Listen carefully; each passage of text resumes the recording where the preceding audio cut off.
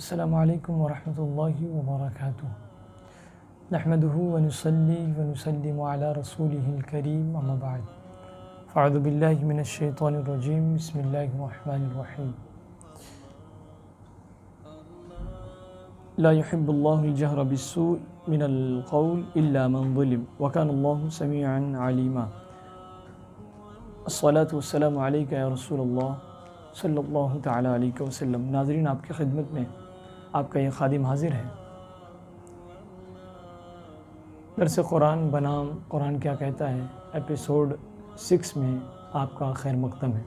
آج انشاءاللہ چھٹے پارے کے حوالے سے چند ایک اہم معروضات پیش کرنے کی کوشش کی جائے گی۔ میں امید کروں گا کہ آپ حضرات بغور سماعت کریں گے اور اس پر عمل کی کوشش کریں گے۔ اللہ تعالیٰ سے دعا ہے کہ ہم سب کو قرآن عظیم کی تعلیمات کو سیکھنے، سمجھنے، اسے عام کرنے کی توفیق عطا فرمائے۔ چھٹے پارے کے آغاز میں یہ اہم اصول بتایا گیا کہ اسلام دوسرے کے عیوب پر پردہ پوشی کا حکم دیتا ہے، چھپانے کا حکم دیتا ہے اور برائی کو تشہیر کرنا پسند نہیں کرتا۔ کوئی اگر غلط کام کرے تو اس کی پبلسٹی ہو، یہ اسلام پسند نہیں کرتا، مگر اس کے باوجود جو ہے اسلام مظلوم کو داد رسی کے لیے ظالم کے خلاف آواز بلند کرنے کی اجازت دیتا ہے، اور اس کی وجہ سے ایسا ہوگا کہ عنقریب مظلوم کی فریاد رسی ہوگی اور ظالم کو اس کے ظلم کی سزا مل کر رہے گی۔ البتہ اگر کوئی برائی پر درگزر کر کے نیکی کرے، پھر چاہے اس کا اظہار کرے یا پوشیدہ رکھے، دونوں صورتوں میں اللہ کو یہ عمل بے انتہا پسند ہے۔ اور پھر اللہ تبارک تعالیٰ کا معاملہ تو یہ ہے کہ اللہ تبارک تعالیٰ نافرمانوں کو سزا دینے پر قدرت رکھنے کے باوجود اللہ تعالیٰ معاف کر دیا کرتا ہے اگر وہ توبہ کر لیں۔ پھر اس کے بعد جو ہے وہ مزید ایمان بالرسالت کے حوالے سے گفتگو کی گئی کہ لوگ اللہ کو مانیں اور رسول کا انکار کریں، یا کچھ رسولوں کو مانیں اور کچھ کا انکار کریں، وہ پکے کافر اور ذلت آمیز عذاب کے مستحق ہیں اور اس سے دوچار کیے جائیں گے۔ پھر اس کے بعد یہود کی فطری خباثتوں کا تذکرہ کیا گیا، اور پھر جو ہے وہ بیان کیا گیا کہ یہود مدینہ نے حضور علیہ السلام سے پہلے کہا تھا کہ ہم آپ پر اس وقت ایمان لائیں گے جب آپ ہمارے نام پر اللہ تعالیٰ سے خط لکھا کر لے آئیں گے۔ اللہ تعالیٰ نے اس کے جواب میں فرمایا کہ آپ اس قسم کے محبوب، آپ اس قسم کے بیجا مطالبات سے قطعی دل برداشتہ نہ ہوں، اور ان کے آباء و اجداد نے حضرت موسیٰ علیہ السلام سے بھی یہی مطالبہ کیا تھا کہ ہم ان سے بالمشافہ ملاقات، ہماری اللہ تعالیٰ سے بالمشافہ ملاقات کرائیے، آپ اکیلے اکیلے ملتے ہیں، ہمیں بھی ملائیے۔ اس طریقے سے ان لوگوں نے کہا تھا، تو ان پر ایک کڑک مسلط کر دی گئی جس سے وہ بھاگ پڑے وہاں سے۔ تو ان کے بیجا مطالبات ہے، اس سے قطعی دل برداشتہ ہونے کی ضرورت نہیں۔ اگر یہ ایمان لائے تو ٹھیک، نہیں لائے تو کوئی بات نہیں، انہیں اپنے حال پر چھوڑ دیجیے۔ پھر اس کے بعد جو ہے وہ حضرت موسیٰ علیہ السلام کی قوم جو ہے بچھڑے کی پرستش میں مبتلا ہو گئی، اور حال یہ تھا کہ ان کے سروں پر کوہ طور معلق کر کے ان سے جو ہے عہد و پیمان کیا گیا، وعدے لیے گئے۔ اس کے بعد انہیں یہ کہا گیا کہ تم بیت المقدس میں عجز و انکساری کے ساتھ داخل ہونا اور وہاں پر جانا۔ سنیچر کے دن یہ کہا گیا کہ تمہیں عبادت کرنی ہے، کچھ دوسرا کوئی کام نہیں کرنا ہے، مگر یہ تمام وعدے توڑتے رہے اور تمام باتوں کے برخلاف کام کرتے آئے۔ ان کا عمل ان تمام معمولات کے خلاف تھا۔ تو اس قوم کی، بنو اسرائیل کی جو ہے وہ جرائم کی لسٹ جو ہے بڑی طویل ہے، فہرست۔ یہ وقتاً فوقتاً ہر طریقے سے ہمہ گوش ہوتے، ہمہ وقت تیار رہتے کہ جو ہے وہ اللہ تعالیٰ کی نافرمانی کس طریقے سے کی جائے۔ پھر اس کے بعد بیان کیا گیا کہ اللہ تعالیٰ نے یہود کی ظالمانہ حرکتوں کی بنیاد پر ان پر جو ہے وہ پاکیزہ اور حلال چیزوں کو ان پر حرام کر دیا۔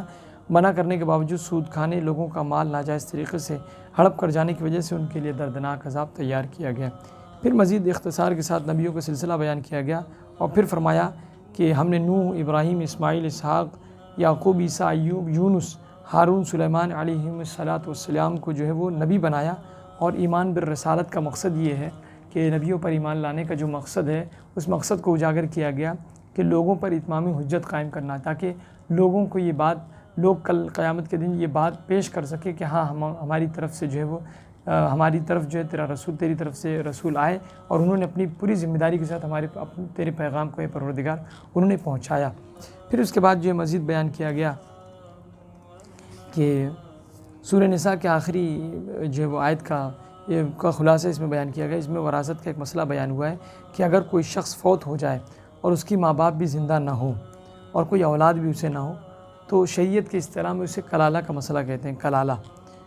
اب وراثت تقسیم ہوگی تو ایسے ہوگی کہ اب اگر اس کے کوئی حقیقی ماں باپ سے کوئی حقیقی ماں یا باپ کے ذریعے سے کوئی بہن یا بھائی ہے تو وراثت تقسیم ہوگی، یا پھر وہ دونوں کوئی نہ ہو، پھر جو ہے وہ دوسرے باپ کے ذریعے سے دوسری کوئی اولاد ہو تو، یا دو بہنیں ہوں تو، یا دو بھائی ہو تو کس طریقے سے وراثت تقسیم ہو، اس کی مختلف جو ہے صورتحال کو بیان کیا گیا۔ اور یہ تمام مسائل کو اس لیے بیان کیا گیا کہ اس لیے کہ اللہ تبارک تعالیٰ جو ہے وہ تمام معاملات کو کھول کھول کر بیان فرماتا ہے، تاکہ کسی قسم کا انصاف کرنے میں جو ہے کسی قسم کی کوتاہی نہ ہو، اور ہر معاملات اسلام کی نظر سے، اسلام کی روح سے انسانوں کے تمام تر معاملات صاف اور واضح ہو جائیں۔ پھر اس کے بعد سورہ مائدہ کا اس میں ذکر کیا گیا کہ اس میں جو ہے دسترخوان، سورہ مائدہ مطلب دسترخوان، یعنی اس میں جو ہے وہ اسی لیے اسی مناسبت دسترخوان کا ذکر ہے، اسی لیے جو ہے اسی مناسبت سے سورہ مائدہ نام اس کا رکھا گیا۔ شریعت کے احکام اور نفاذ شریعت کو امپلیمنٹیشن نافذ کرنے کے موضوع پر یہ سورہ بہت اہم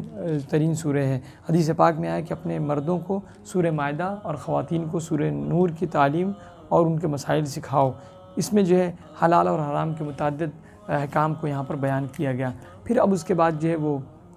خصوصیت کے ساتھ اس سورہ میں خاص بات یہ ہے کہ اس میں وہ ایک آیت بھی ہے جو حجۃ الوداع کے موقع پر نازل ہوئی، جس میں تکمیل دین کا اعلان ہوا اور فرمایا گیا کہ الیوم اکملت لکم دینکم واتممت علیکم نعمتی ورضیت لکم الاسلام دینا، کہ یہ وہ آیت ہے جس کے بارے میں ایک یہودی نے حضرت عمر سے کہا تھا کہ اے مسلمانوں کے امیر، اگر یہ آیت ہمارے اوپر نازل ہوتی تو ہم اس دن کو عید کا دن قرار دیتے۔ آپ نے فرمایا میں اس دن کو بھی جانتا ہوں اور اس گھڑی کو بھی جانتا ہوں جب رسول اکرم صلی اللہ علیہ وسلم پر یہ آیت نازل ہوئی۔ وہ عرفہ کی شام اور جمعہ کا دن تھا، گویا ہمارے لیے اس دن 2 عیدیں تھیں۔ پھر اس کے بعد جو اس سورہ میں کی ابتدا میں جو ہے ہر قسم کے عہود اور موافق کے پاسداری کا حکم دیا گیا۔ ہر قسم کے ایگریمنٹس، معاہدے اور جو انسانوں کے درمیان معاہدے وغیرہ ہوتے ہیں ان تمام چیزوں کا بیان کیا گیا، اور پھر ساتھ ہی ساتھ یہ بیان کیا گیا کہ اس کی پاسداری کرو اور ایگریمنٹ وغیرہ اور جو بھی تم عہد و پیمان کیا کرتے ہو اس پر پوری طریقے سے اترنے کی کوشش کرو، اسے پورا کرنے کی کوشش کرو، خواہ وہ عہد اللہ تعالیٰ سے ہو، چاہے وہ عقد اللہ تعالیٰ سے ہو یا بندوں سے ہو۔ پھر اس کے بعد بیان کیا گیا کہ اللہ تعالیٰ نے جو بندوں پر فرض کیے ہیں چاہے اسے بجا لاؤ، اور ساتھ ہی ساتھ جو ہے وہ انسانوں کے معاملات کے ساتھ ساتھ جو بھی معاملات ہیں جیسے کہ بیع و شراء، خرید و فروخت، شرکت، پارٹنرشپ کا جو بزنس ہے، اجارہ داری، بھاڑے کا جو سسٹم ہے، اور نکاح اور قسم جیسے تمام عقود کو بھی جو ہے وہ شامل کیا گیا ہے۔ اس سے یہ بھی ظاہر ہوتا ہے کہ اسلام نے عقود اور عہود کو کتنی اہمیت دی ہے، اس سے بھی اس بات کا بھی اندازہ لگایا جا سکتا ہے۔ پھر اس کے بعد مزید آیت میں بیان فرمایا گیا کہ ایک موقع پر کافروں نے مسلمان کے جانور چھین لیے، جبرن جو ہے وہ چھین لیے اور احرام باندھ کر بیت اللہ کی طرف عمرہ کے لیے نکل پڑے۔ مسلمانوں نے ان پر حملہ آور ہو کر ان سے اپنے جانوروں کو واپس لینے کا ارادہ کیا، جس پر اللہ تعالیٰ نے فرمایا کہ حالت احرام میں کسی پر حملہ کرنا جو ہے در حقیقت شعائر اسلام کی علامتوں کی توہین ہے۔ کسی سے دشمنی میں اس حد تک تجاوز مت کر جاؤ کہ تم ظلم زیادتی پر اتر جاؤ۔ تمہیں تو نیک کام میں تعاون اور برے کام میں عدم تعاون کا راستہ اختیار کرنا چاہیے۔ نیک کام میں ایک دوسرے کا تعاون کرو اور ایک دوسرے کی مدد سپورٹ کرو، اور جو ہے وہ برے کام میں ایک دوسرے کی مدد نہ کرو۔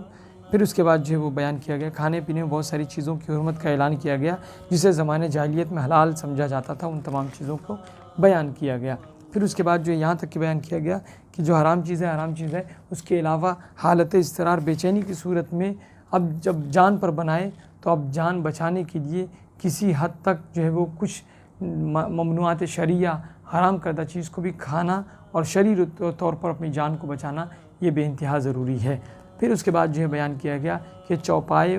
درندوں کی مدد سے شکار کے لیے جو اصول و ضوابط بیان کیے گئے اسے بیان کیا گیا، جیسے کہ لوگ کتا پالتے ہیں اور وہ شکار اس کے ذریعے سے شکار کیا جاتا ہے، اور پھر یہ اصول بھی ہے کہ جب اگر تم شکار کرو تو پھر اس سے منفعت حاصل کرنے کی کوشش کرو، اسے کھا جاؤ، وہ تمام چیزیں۔ اگر تم نے یوں ہی شکار کر کے اس کی جان کو تلف کر دیا اور وہ جو استعمال میں بھی نہیں لایا اور یوں کہ یوں پڑا کہ پڑا وہ مر گیا، خراب ہو گیا، تو اب جو ہے جان تلف کرنے کے بنیاد پر تم جو ہے اللہ کی بارگاہ میں جواب دہ ہوں گے اور ذمہ دار ہوں گے۔ اسی طریقے سے جو ہے پھر فرمایا گیا کہ اہل کتاب کے ذبیحہ کا حکم دیا گیا کہ ان کا ذبیحہ اور ان کی خواتین سے نکاح یہ جائز ہے۔ پھر اس کے بعد جو ہے بہت ساری باتیں اس ضمن میں تذکرے کیے گئے ہیں۔ پھر اس کے بعد بیان کیا گیا کہ حضرت آدم علیہ السلام کے 2 بیٹوں کے باہمی اختلاف اور ان کی قربانی کا تذکرہ کر کے بتایا گیا کہ قابل جو ہے دنیای انسانیت کا پہلا قاتل، جس نے اپنی ضد اور عناد کی خاطر اپنے بھائی حابیل کو حسد کی وجہ سے قتل کر دیا۔ قیامت تک دنیا میں جتنے بھی قتل ہوں گے ان کا گناہ قاتل کے ساتھ ساتھ قابل کو بھی جو ہے اس کا کریڈٹ اور اس کا جو ہے وہ بدلہ، اس کا گناہ جو ہے اس کے کھاتے میں بھی جائے گا۔ پھر آگے بیان کیا گیا کہ حابیل نے قابل کو اس قتل ناحق کے جرم کے حوالے سے اس کی وعیدیں سنائی اور روکنے کی کوشش کی، اور یہ کہا کہ اگر تم مجھے قتل کرنے کی کوشش کرو گے تو میں اس کا ریئیکشن اور رد عمل نہیں کروں گا، میں تمہیں قتل نہیں کروں گا کیونکہ میں اللہ سے ڈرتا ہوں۔ سوچ لو، تم میرا قتل تو کرو گے تو فقط اتنا نہیں ہے کہ تم گناہ گار ہوں گے بلکہ میرے گناہ بھی تمہارے سر چلے جائیں گے۔ لیکن جو ہے وہ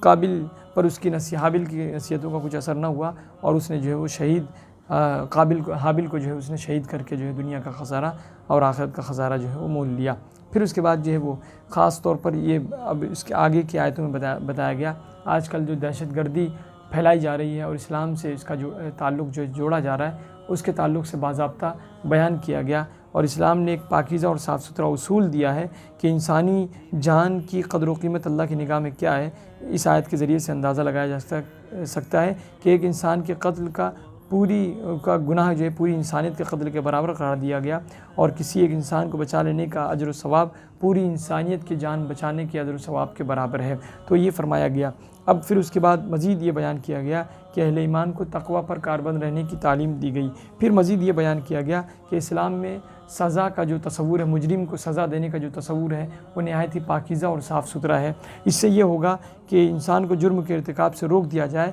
اور ایسے لوگوں کو سر اٹھانے کا موقع نہ ملے جو اجتماعی امن کے لیے خطرہ ثابت ہوں اور خطرہ بنے۔ چور کو اگر چور کا چوری کرنے کی بنیاد پر ہاتھ کاٹ دیا جائے تو اسے سزا کا اس کے ذریعے سے بہت سارے لوگوں کو عبرت بھی ملے گی اور آئندہ چوروں کی ہمت بھی پست ہوگی، آئندہ چوری کرنے سے لوگ باز بھی آئیں گے۔ اسی طریقے سے دیگر اور بھی جتنے بھی جرائم ہیں ان تمام جرائم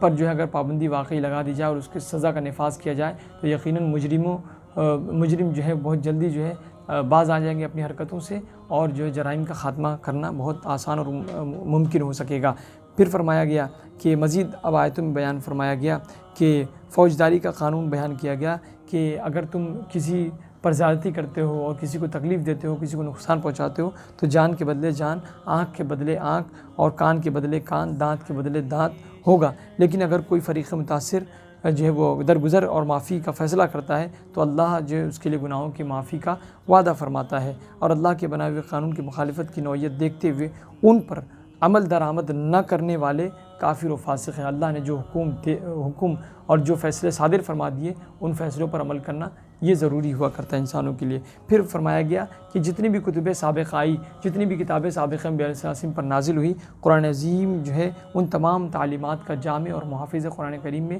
ان تمام تعلیمات کو آپ پا سکو گے۔ پھر اس کے بعد جو ہے وہ یہود و نصارہ کے ساتھ قلبی دوستی سے مسلمانوں کو منع فرمایا گیا، اور پھر یہ فرمایا گیا کہ آپس میں شدید مذہبی اور سیاسی اختلاف کے باوجود یہود و نصارہ مسلمانوں کی بات جب آتی ہے تو مسلمانوں کے مقابلے میں متحد ہو جایا کرتے ہیں۔ پھر اس کے بعد بیان فرمایا گیا کہ اگر کوئی اسلامی نظام حیات کو چھوڑ کر مرتد ہو جائے، اسلام کے اصول سے انحراف کر جائے تو اس سے اسلام کی حقانیت پر، اسلام کے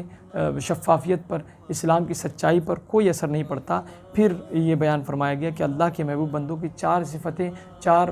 خصوصیات بیان کی گئی۔ پہلا یہ کہ اللہ ان سے محبت کرتا ہے، وہ اللہ سے محبت کرتے ہیں۔ دوسرا یہ کہ اہل ایمان کے حق میں وہ اللہ کے محبوب بندے جو ہے انتہائی نرم اور کافروں کے حوالے سے سخت دل ہوا کرتے ہیں، انتہائی سخت مزاج ہوا کرتے ہیں۔ تیسری چیز بیان کی گئی کہ وہ اللہ کی راہ میں جہاد کرتے ہیں۔ چوتھی خصوصیت یہ بیان کی گئی کہ اللہ کی راہ میں جہاد کے حوالے سے کسی ملامت کرنے والے کی ملامت کو خاطر میں نہیں لاتے اور کسی سے کچھ ڈرتے نہیں، وہ اپنا کام کیے جاتے ہیں اللہ کی رضا کے خاطر۔ پھر مزید جو ہے وہ اللہ پر اعتراضات، جو یہود و نصارہ جو ہے اللہ پر جو اعتراض کرتے تھے، وہ اس اعتراض کو یہاں پر بیان کیا گیا کہ اس قدر وہ لوگ ہردرمی اور ضد میں مبتلا ہو چکے تھے کہ اللہ کا پر اعتراض کرنے سے بھی نہیں چکتے تھے۔ وہ یہ کہتے تھے نعوذ باللہ اللہ تعالیٰ بخیل ہو چکا ہے، اس کے ہاتھ بندھے ہوئے ہیں، اور پھر اللہ تعالیٰ نے ان کا جواب دیا کہ ہاتھ تو ان کے بندھے ہوئے ہیں، ان کی زبان درازی کی وجہ سے ان پر لعنت کر دی گئی، اللہ کے ہاتھ تو کھلے ہوئے ہیں، وہ جسے چاہتا ہے اپنے بندوں پر، جیسے چاہتا ہے اللہ تبارک تعالیٰ اپنے بندوں پر خرچ کرتا ہے۔ یہ لوگ بد زبانی اور سرکشی میں روز بروز بڑھتے چلے جا رہے ہیں، اور یہ جو ہے قوموں کو آپس میں لڑانے کی سازش کرتے ہیں۔ اللہ تبارک تعالیٰ ان کے لیے دردناک عذاب رکھا ہوا ہے۔ پھر اس کے بعد جو ہے وہ حضور علیہ السلام کو تبلیغ رسالت کے تعلق سے فریضہ ادائیگی میں فریضے کی ادائیگی میں اور اپنی تمام تر دعوتی مصروف اور سرگرمیوں کو انجام دینے کی خاطر جو ہے فرمایا گیا کہ اپنی تمام تر صلاحیتیں آپ صرف کیجئے اور دشمنان اسلام سے آپ قطعی دل برداشتہ نہ ہوں. آپ کو اللہ تبارک تعالیٰ مکمل دشمنان اسلام سے جو ہے مکمل تحفظ فرمائے گا. واللہ یعصمک من الناس، اللہ تبارک تعالیٰ لوگوں سے آپ کی حفاظت فرمائے گا. پھر اس کے بعد جو ہے وہ مزید جو ہے یہود و نصارہ اور کے عقیدہ تثلیث کو بیان کیا گیا اور ان کے تمام طرح عقیدوں کا بطلان واضح کیا گیا اور اس کے جو ہے وہ جھوٹ اور ان کے فریب کو جو ہے بے نقاب کیا گیا. اس طریقے سے جو ہے وہ اللہ تبارک تعالیٰ نے یہود کی بے اعتدالیوں کو بھی بیان فرمایا اور مسلمانوں کے ساتھ سب سے زیادہ عداوت یہود اور مشرکین کو ہے، اس بات کا بھی اس میں بیان کیا گیا. اس طریقے سے جو حضرت موسیٰ علیہ السلام کی نافرمانی کی وجہ سے حضرت موسیٰ اور حضرت عیسیٰ علیہ السلام کی قوموں نے اپنے نبیوں کی نافرمانی کی وجہ سے بنی اسرائیل کے لوگ منزل سے بھٹک گئے اور در بدر کی ٹھوکریں کھاتے پھرتے رہے اور جو ہے وہ ذلت ان کا مقدر بن گئی. اور یہی حالات آج کل ہمارے ساتھ ہیں. ہمیں بھی دیکھنا ہے کہ کیا ہماری محرومی اور ہمارے زوال کے کہیں یہ تو وجہ اور اسباب نہیں ہے کہ ہم اللہ اور اس کے رسول کے فرامین پر عمل کرنا چھوڑ دیے ہیں. تو ہو سکتا ہے کہ یہی جو ہے وہ باتیں جو ہے وہ یقیناً جو ہے یہی تمام باتیں یہی تمام عوامل جو ہے اس میں کار فرما ہو. اس لیے ہمیں سنجیدگی کے ساتھ اس پر غور و فکر کرنا چاہیے. اللہ تبارک تعالیٰ ہم سب کو جو ہے وہ قرآن پاک کے تمام تر احکامات پر فرامین پر ہم سب کو عمل کی توفیق عطا فرمائے. قرآن پاک کی صحیح سمجھ عطا فرمائے. یہ چھٹا پارہ جو ہے الحمدللہ اپنی تمام تر رہنمائیوں کے ساتھ یہیں پر ختم ہوتا ہے، اختتام پذیر ہوتا ہے. اللہ تبارک تعالیٰ ہم سب کو نیک عمل کی توفیق عطا فرمائے. دوران گفتگو جو بھی خطا ہوئی پروردگار نے مجھے معاف فرمائے. استغفر اللہ ربی من کل ذنب واتوب الیہ. السلام علیکم ورحمۃ اللہ وبرکاتہ.